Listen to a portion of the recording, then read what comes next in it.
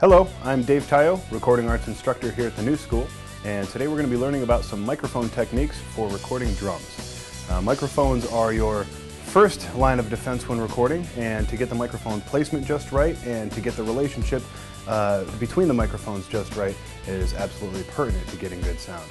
So we're going to go over the kick drum low frequency microphone, the snare drum, and a couple of different techniques in getting that going, as well as sort of the all-encompassing overhead and a little bit on the hi-hat. So the first microphone we're going to talk about is made by Shure. It's the Beta 52. It's a low frequency mic and we use it on the kick drum.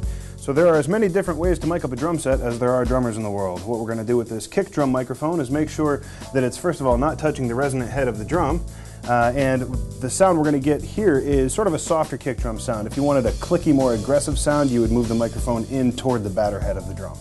So here's where we get to the advanced technique.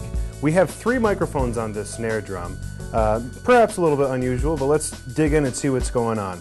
The microphone on top of the snare is picking up most of the attack that's coming up off the top of the snare.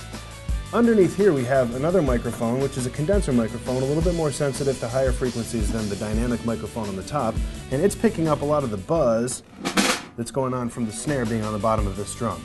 But this guy, this is a ribbon microphone. It's bi-directional, which means that it's sensitive to sounds coming from this side as well as from this side, and it actually rejects sound coming from the other angle. If we turn this microphone so that it is off axis to the top and the bottom of the snare, you're going to notice that it really rejects quite a bit of the sound.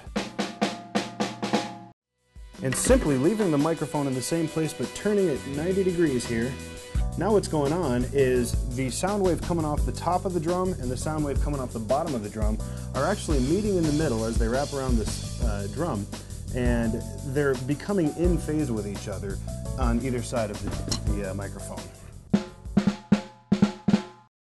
In this relatively simple setup, we've got a mono overhead microphone. It's a large diaphragm condenser, and it not only picks up the cymbals, but everything that's going on in the drum set. It is directional, and it's set to a cardioid pattern, so that means it's sensitive to sounds that are coming from beneath it. Right now we're looking at a small diaphragm condenser microphone. It's on the hi-hat, and of course, as always, placement means everything. Notice how if we get a little bit too close to the cymbal, it'll start to sound like a gongy.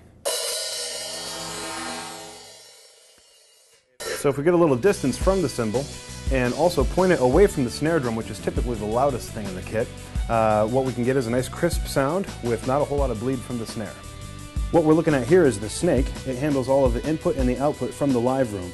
The 16 microphone inputs take all of the audio from the live room into the control room, and we're able to give the musicians headphone returns so they can hear themselves and whatever they ask for.